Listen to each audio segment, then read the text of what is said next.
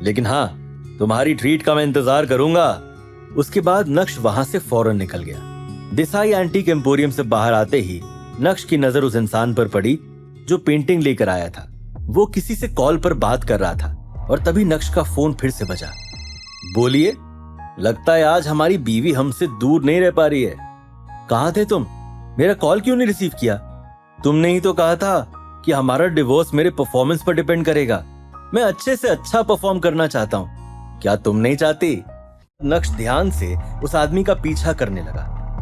2 घंटे तक पीछा करने के बाद नक्श एक गोडाउन में पहुंच गया। जल्द ही कुछ लोग उस आदमी की तरफ बढ़ते हुए आए और उनमें से एक ने कहा, अरे राजू, तू इतना जल्दी वापस आ गया? वो माल बेचकर आया या नहीं? मेरा बहुत सारा समय उस दुकान में वेस्ट हुआ, लेकिन फाइनली वो माल मैंने 10 करोड़ रुपए में बेच दिया।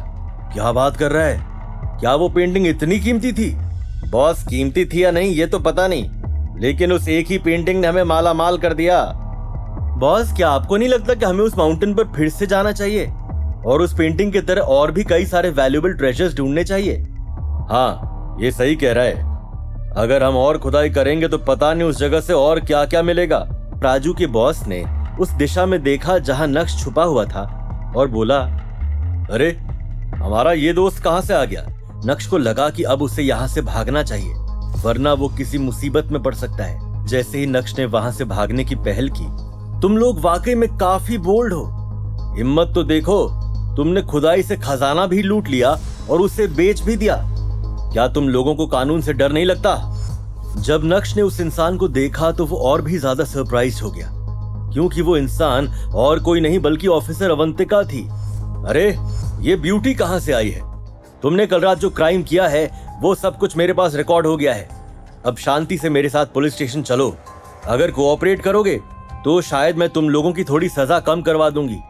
ओह, आपके इंटेंशंस हमारे लिए कितने अच्छे हैं, इसके लिए मैं आपको थैंक्स कहना चाहता हूं, लेकिन सॉरी, हमें आपके साथ चलने में कोई इंटरेस्ट नहीं है। अगर तुमने मेरी बात नहीं मानी तो मुझे तुम लोगों से डील करने के लिए फोर्स बुलानी पड़ेगी। मुझे आज तक किसी पुलिस ऑफिसर ने एंटरटेन नहीं किया है। आज पहली बार होगा जब मैं और पुलिस ऑफिसर, आहा, सोचते ही कुछ कुछ हो रहा है।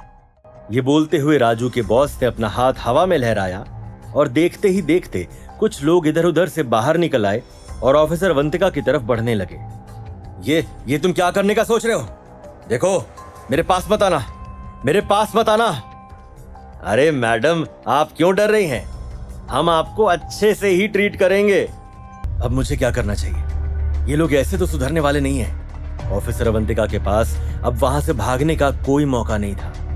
उसी समय नक्श ने सोचा कि अब उसे बाहर आना चाहिए और उन लोगों से निपटना चाहिए, लेकिन तभी उसने देखा कि ऑफिसर अवंतिका ने एक लात मारते हुए एक आदमी को जमीन पर पटक दिया है। क्या बात है, तुम लड़ाई में काफी लाजवाब हो। अच्छा, तुम्हें मेरी ताकत का अंदाजा भी है? चुपचाप अपने दोनों हाथ सर पे रखो और जमीन पर बैठ जाओ। उसी समय राजू चुपके से जमीन से उठा और धीरे धीरे ऑफिसर अवंतिका के पीछे जा पहुंचा। बिना कोई आवाज किए उसने अपनी जेब से चाकू बाहर निकाला और उसे ऑफिसर अवंतिका की गर्दन पर रखते हुए बोला, और अगर हम ये ना करें तो अब तुम क्या करोगी? तुम्हारी जान तो अब मेरी मुट्ठी में कैद है। अचानक से राजू ने कहानी में ट्विस्ट ला दिया था। तो क्या हुआ अगर तुम गौतम नगर पुलिस स्टेशन की इंचार्ज हो? अभी तो तुम पूरी तरह से मेरी इंचार्ज हो। तुम लोगों को इतना खुश होने की जरूरत नहीं है। आज नहीं तो कल मैं तुम लोगों को पकड़ ही लूंगी। कल की कल देखेंगे मैडम, फिलहाल तो हम लोगों ने तुम्हें पकड़ रखा है। उसी समय अचानक से एक मर्दाना आवाज सुनाई दी। तुम लोग वाकई में बहुत बेवकूफ हो। सभी ने उस आवाज का पीछा किया तो देखा कि नक्श एक कंटेनर के पीछे से बाहर निकला। चलो माना कि तुम लोग पहाड़ों पर जाकर इल्लीगल तरीके से खजाना ढूंढते हो, उसे लूटते हो और फिर उसे बेच देते हो, लेकिन तुम लोग वाकई में ऑफिसर अवंतिका के साथ वो सब करने का सोच रहे हो। नक्श, तुम जल्दी करो, पुलिस को बुलाओ। राजू, अब ये कौन है? बॉस, आप चिंता ना करें, मैंने जिस शॉप में उस पेंटिंग को बेचा ये उसी शॉप में एंटीक अप्रेजर है।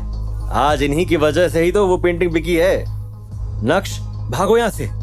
जब तक तुम पुलिस को नहीं बुलाओगे हम दोनों यहाँ पर सेफ नहीं हैं। और अपनी जेब में से एक ग्रीन पिल बाहर निकालते हुए ऑफिसर अवंतिका के मुंह में ठूस दिया। ये तुमने मुझे क्या खिला दिया? अरे मैडम, आप कितना सोचती हैं? आपको जहर नहीं दिया है, आप चिंता मत कीजिए। ये तो बस मसल टिश्यू सॉफ्ट करने वाली पिल है। क्या इस पिल की वजह से अपना होश खो बैठेगी ऑफिसर अवंतिका? कैसे सामना करेगा नक्श इतने सारे गुंडों का? ये जानने के लिए देखिए अगला एपिसोड सिर्फ पॉकेट FM के YouTube चैनल पर। और इंस्टा एम्पायर के सारे एपिसोड सुनने के लिए डिस्क्रिप्शन में दी गई लिंक से डाउनलोड कीजिए पॉकेट FM।